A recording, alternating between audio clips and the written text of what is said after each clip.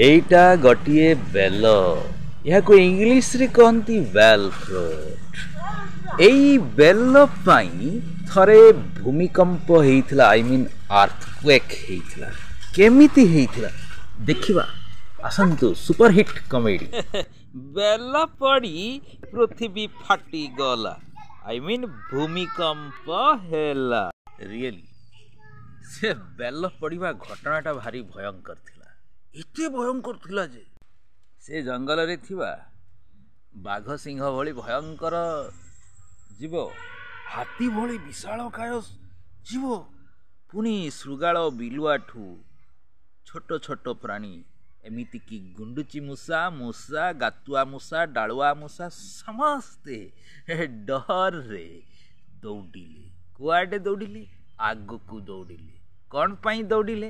हे bell पड़ी जो भयंकर परिस्थिति सृष्टि करिथिला सेथिरे सेमाने असंभाळ हेई अतर्छा भावरे मुती छेरी आगकू थाइले। से बणुआ प्राणी गुड़िक एते जोर रे भय पाइबार गोटे ठोस कारण अछि।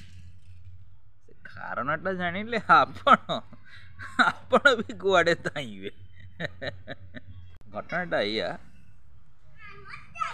से जंगल रे ठेकुआटीए कौलिया घास पेटे चरी दे, ठेकुआ पेटे खाई दे आसी से ताल बुदा तले बसी। ताल बुदाटा कौटी? बेल गछ तले। अच्छा, ये ठेकुआ भाबुची एबे तो मु एठी रेस्ट नेबी, आउ थरे पछे आरौली को बाहरी भी खाद्य संग्रह करिया रातिक पाई चली जीवी। तेबे एबे रेस्ट नौथुवा समय रे जदि पृथ्वीटा फाटी जीव तेबे कौन हब? एई कथा भाबू भाबू से बेल गछरे गोटे पाचिला बेल ढूकी तले पड़िला।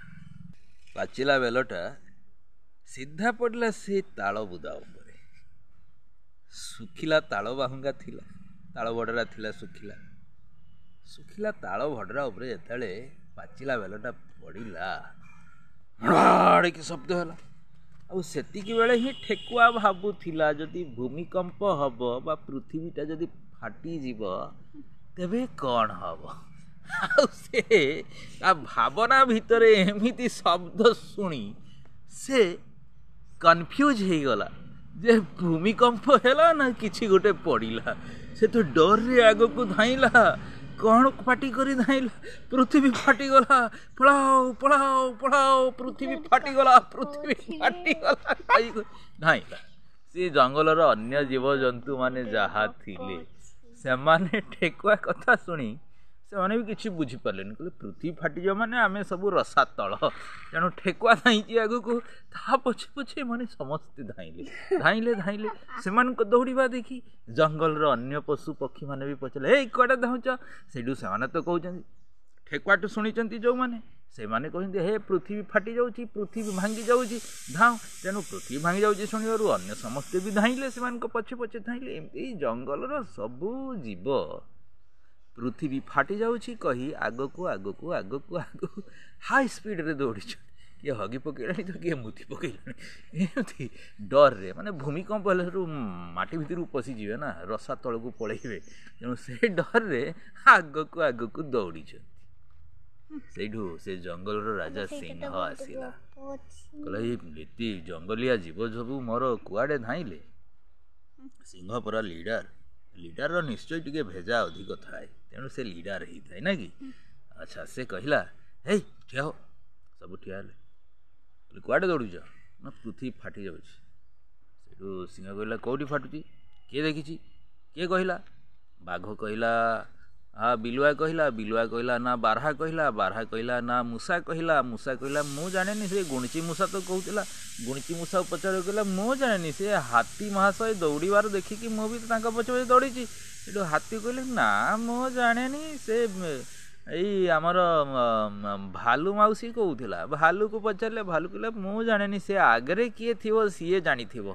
सेठू आगरे किए थिला ना ठेकुआ। ठेकुआ को पचारे कौन कि देखला पृथ्वीटा फाटी जाऊँगी, मु खाई आसिकी मो बसारे ଆଉ ରେଷ୍ଟ ନେଉଥିଲି ସେତିକି ବେଳେ ତ ପୃଥିବୀଟା ଫାଟିଗଲା।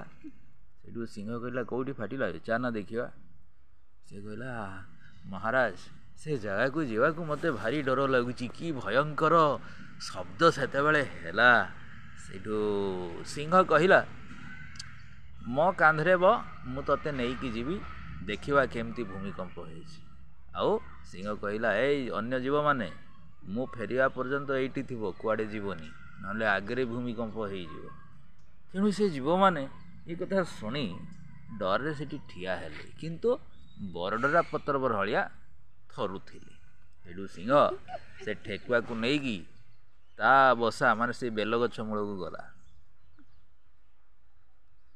ଠେକୁଆ ଆଉ ସେ ଜାଗାକୁ ଯାଉନି, ସେ ସିଂହ ପିଠିରେ ବସି ଖାଲି ଥରୁଛି, କହୁଛି ସେଇ ଭୂମିକମ୍ପ ଜାଗାକୁ ମୋତେ ମହାରାଜ ନେଇକି ଆସିଲେ, ଏଠି ମୋତେ ଆଉ ଥରେ ମାରିବେ, ମୁଁ ଭାବିଥିଲି ଏଠୁ ଖସି ପଳେଇଥିଲି, ବଞ୍ଚି ଯାଇଥିଲି, ପୁଣି ଆସିଲି ସେଇଠି ମରିବାକୁ। ସେଠୁ ସିଂହ କହିଲା ଏ ଚୁପ ଚାଲ ଦେଖିବା କ'ଣ ହେଇଛି, ଚାଲ କେଇଠି ଭୂମିକମ୍ପ ହେଇଛି, ଭୂମିକମ୍ପ ହେଲେ ପୃଥିବୀ ଫାଟିଯିବ, କେଇଠି ଫାଟିଛି ଦେଖିବା ଚାଲ।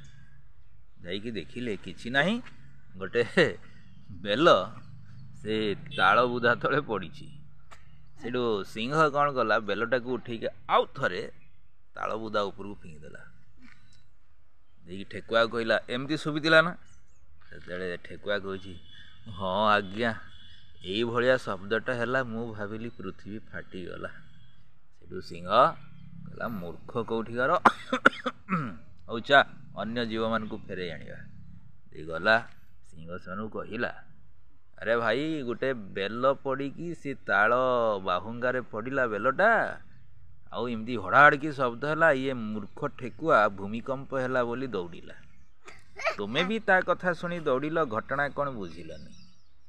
ତେଣୁ ଆଗେ ସତ ପରଖିବ, ତାପରେ କ'ଣ ପଦକ୍ଷେପ ନେବ ବିଚାର କରିବ। କିଛି ନ ପରଖି ନ ବୁଝି ନ ସୁଝି ଏତେ ବଡ଼ ପଦକ୍ଷେପ ନେବା, ଏମିତି ଅଚାନକ ଛାନିଆ ହେଇଯିବା ଉଚିତ ନୁହେଁ। କୁହନ୍ତୁ ନା ବନ୍ଧୁଗଣ, ଆମକୁ ଯିଏ କହିଦେଲା ତାଳି ମାର, ଆମେ ତାଳି ମାରିଦେଉ। କ'ଣ ପାଇଁ ତାଳି ମାରିବା? କିଏ କହିଲା ଥାଳି ବଜାଅ, ଆମେ ଥାଳି ବଜାଇ ଦେଉ। କ'ଣ ପାଇଁ ଥାଳି ବଜାଇବା? କିଏ ଡାକିଦେବ ଏ ଆଜି ଅମୁକ ଜାଗାରେ ସେ ମିଟିଂ ହେବ, ବ୍ରଏଲର ଝୋଳ ଦିଆହେବ, ଆମେ ଧାଉଁ ଯେ କ'ଣ ପାଇଁ ସେଠି ବ୍ରଏଲର ଝୋଳ ଦିଆହେବ, ମିଟିଂ କାହିଁକି ହେବ, ସେଠି ଆମକୁ ମିଟିଂ କରିବାକୁ ଡାକି ବମ୍ ପକାଇବେନି ତ? ଏ କଥା ଆମେ କେବେ ଭାବୁନି। କି ଯେଉଁ ବ୍ରଏଲର ଝୋଳ ଦେବ କିଏ ଦେବ? ନକ୍ସଲ ବାଲା ଦେଉଛନ୍ତି କି ଆତଙ୍କବାଦୀ ବାଲା ଦେଉଛନ୍ତି କି ଭଲ ଲୋକ ଦେଉଛନ୍ତି, ଆମେ କିଛି ବୁଝୁ? ବ୍ରଏଲର ଝୋଳ ମିଳିବ କହିଲେ ଆମେ ଧାଇଁଲୁ। କିଏ ଯଦି କହିଦେବ ଏ ଭାଇ ଆସିବ ଆଜି ସେଠି ମଦ ଭୋଜି ହେବ, ମଦ ନା ଶୁଣିଲେ ତ ଦିନ ବେଳେ କ'ଣ ମଝି ରାତିରେ ଡାକିଲେ ବି ପଳେଇବେ ନା ନାହିଁ। ତ ସେଠି ମଦ ଦେବେ କି ମଦରେ ବିଷ ମିଶିକି ଦେବେ, ସେଗୁଡ଼ା ଆମେ କେହି ବୁଝୁନୁ। ଏମିତି ଅନେକ ଘଟଣା ଅଛି ଆଜ୍ଞା, ଯେଉଁଗୁଡ଼ା ତା'ର ବାସ୍ତବ କାରଣ କ'ଣ ଆମେ ବୁଝୁନୁ, ଯାହା କହିଦେଲେ ଆମେ ସେଥିରେ ମାତିଯାଉ। ଏମିତି ଢେର ଜିନିଷ ଘଟୁଛି। ବର୍ତ୍ତମାନ 2024 ମସିହା ହେଇଥିଲେ ବି ମଣିଷର ବିବେଚନା ଶକ୍ତିର ଉନ୍ନତି ଘଟିନି। ବହୁତ କଥା, ସେ କୁଆ ଉଡ଼ିଗଲେ ଛୁଆ ଉଡ଼ିଗଲା କହିଦେବେ। ଧର କିଏ କହିଲା ଯେ କୁଆ ଉଡ଼ିଗଲା, ଜଣେ ଭଲ ଶୁଣିପାରେ ନାହିଁ, କୁଆଟା ତାକୁ ଛୁଆ ପରି ଶୁଭିଥିବ, ସେ ଆସିକି କହିବ ଏ ସେଠି ଗୋଟେ ଛୁଆ ଉଡ଼ିଗଲା, ତା କଥା ଶୁଣି ସମସ୍ତେ କହିବେ ଛୁଆ ଉଡ଼ିଗଲା।